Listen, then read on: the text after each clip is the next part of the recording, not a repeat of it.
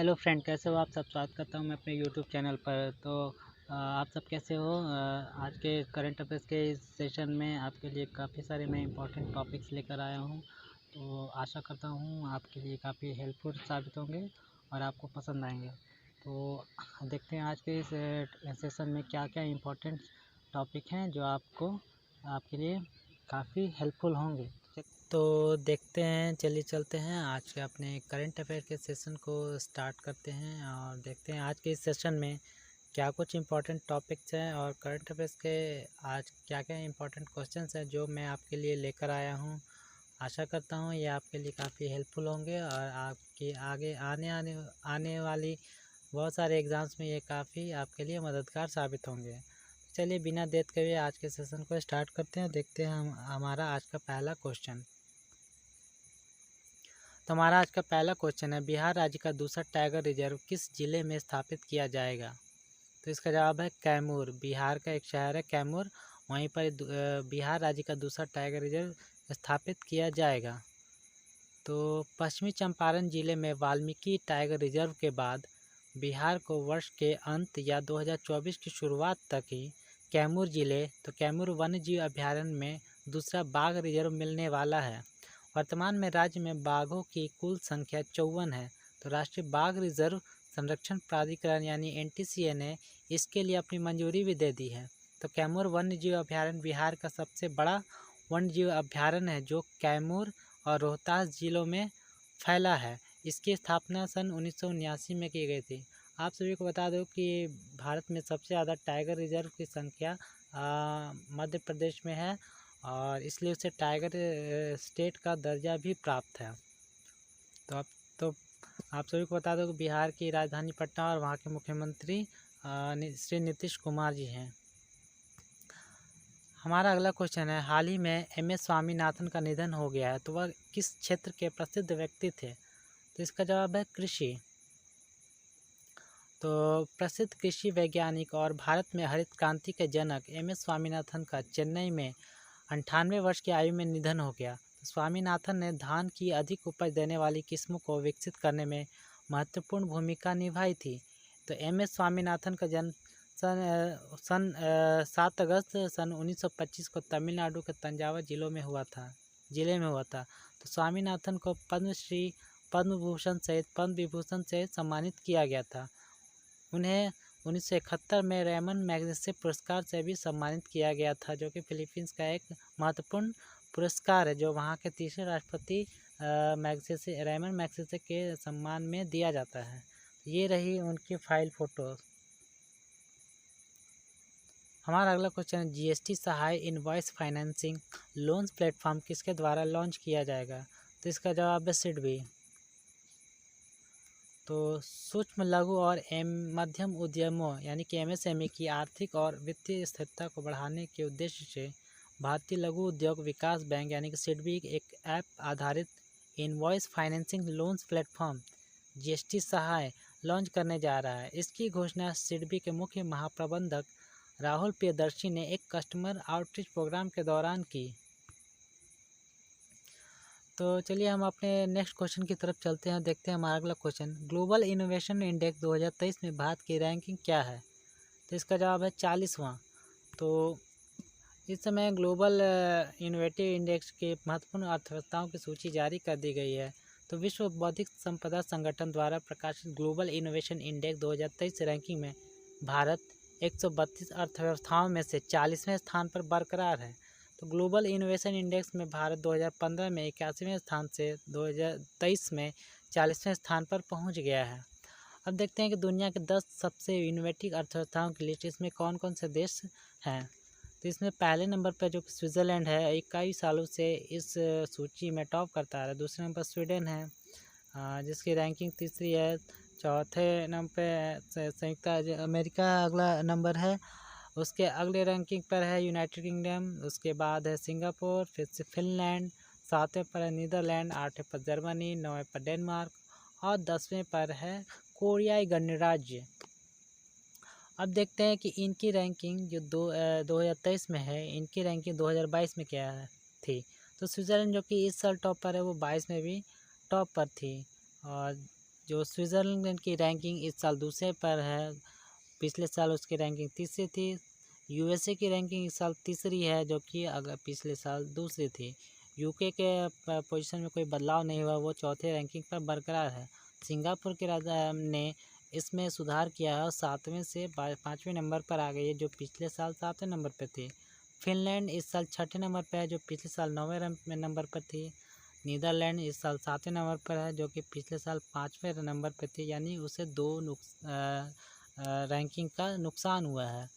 और अगले नंबर पे 8वें नंबर पर जर्मनी है, जो कि पिछले साल 2022 में भी 8वें नंबर पर ही थी। डेनमार्क जो कि इस साल 9वें नंबर पर है, वो पिछले साल 10वें नंबर पर थी। कोराई गणराज्य जो कि पिछले साल 6ठे नंबर पर थी, इस साल गिरकर उसकी रैंकिंग 10वें पायदान पर खिसक गई है।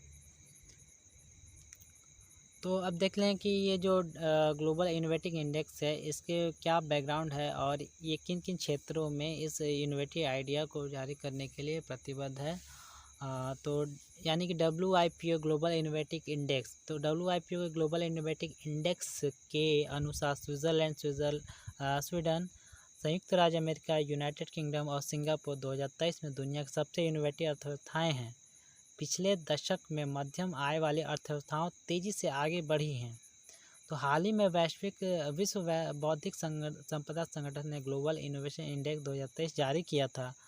तो इस ग्लोबल इनोवेशन 2023 की रिपोर्ट उद्यम पूंजी के लिए एक तेज़ी से अनिश्चित दृष्टिकोण की पहचान पर आधारित है, जो मानव प्रतिभा को नए उत्पादों और सेवाओं में बदलने में मदद करता है।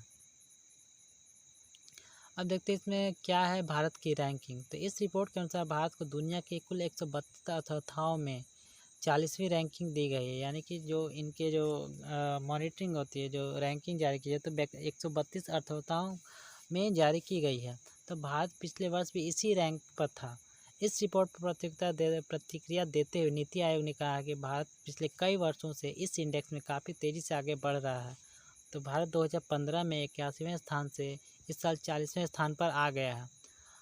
अब देखते हैं इस ग्लोबल इनोवेटिव इंडेक्स 2023 की हाइलाइट्स क्या हैं।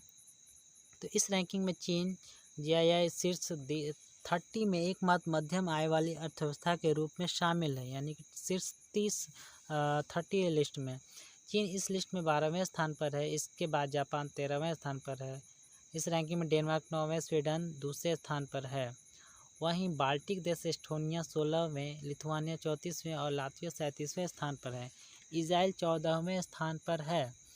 पिछले 10 वर्षों में इंडोनेशिया 61वें, चीन तुर्की 39वें, भारत 40वें, वियतनाम 46वें, फिलीपींस 56वें और इस्लामी गणराज्य ईरान 62वें के साथ मध्य समूह में शामिल है। अब देखते हैं हमारा अगला क्वेश्चन।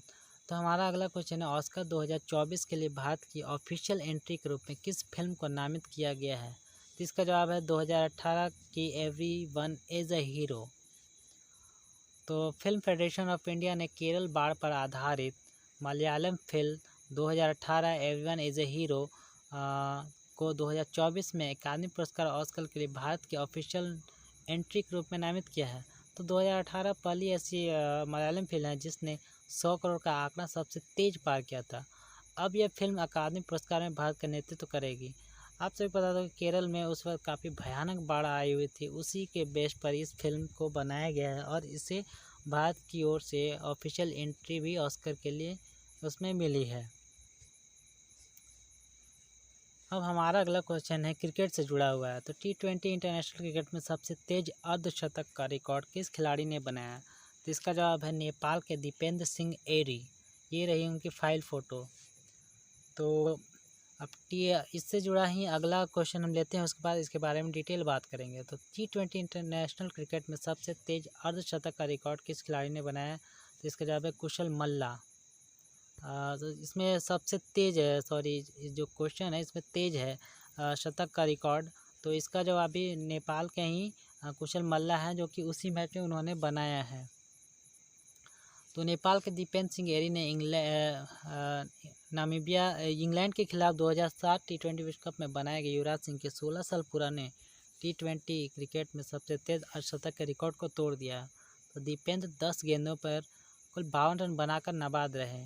तो आप सभी बता दो कि युवराज सिंह ने साल 2007 में इंग्लैंड के खिलाफ 12 गेंदों में 50 रन बनाए थे और एक स्टुअर्ट ब्रॉड के एक ही ओवर में कुल 6 छक्के जड़ दिए थे।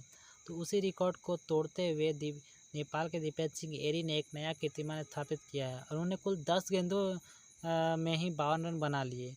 और तो इसी मैच में एक और नया कीर्तिमान बना है कि नेपाली बल्लेबाज कुशल मल्ला ने 34 गेंदों में ही नाबाद 137 रन बनाकर T20I में सबसे तेज शतक का रिकॉर्ड भी तोड़ दिया है। इससे पहले भारत के रोहित शर्मा ने 35 गेंदों पर, डेविड मिलर ने भी इसी 35 गेंदों पर शतक बनाए थे।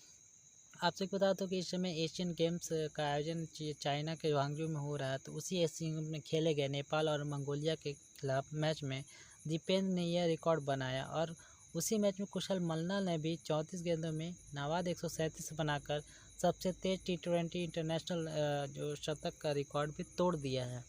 तो ये रही दोनों खिलाड़ियों की फाइल फ़ोटो जो आपने स्क्रीन के दाहिने तरफ देखा जा सकता है। हमारा अगला क्वेश्चन है, Dada Saheb Phalke life time achievement पुरस्कार से किसे सम्मानित किया जाएगा? तो इसका जवाब है भारतीय अभिनेत्री वहीदा रहमान। तो दिग्गज अभिनेत्री वहीदा रहमान को सिनेमा के क्षेत्र में शीर्ष सम्मान दादा साहब फाल्के पुरस्कार सम्मानित किया जाएगा। तो पिछले साल दादा साहब फाल्के पुरस्कार दिग्गज बॉलीवुड अभिनेत्री आशा पारेख को प्रदान किया गया था। तो भारत सरकार ने 1969 में दादा साहब फाल्के पुरस्कार की घोषणा की थी।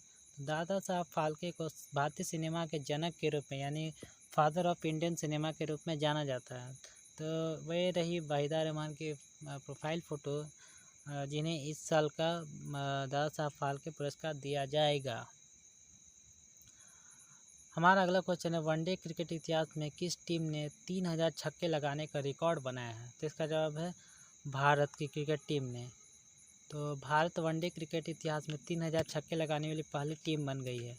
तो वेस्ट इंडीज़ की टीम 2953 छक्कों के साथ इस लिस्ट में दूसरे स्थान पर है, जबकि पाकिस्तान 2566 छक्कों के साथ तीसरे स्थान पर है।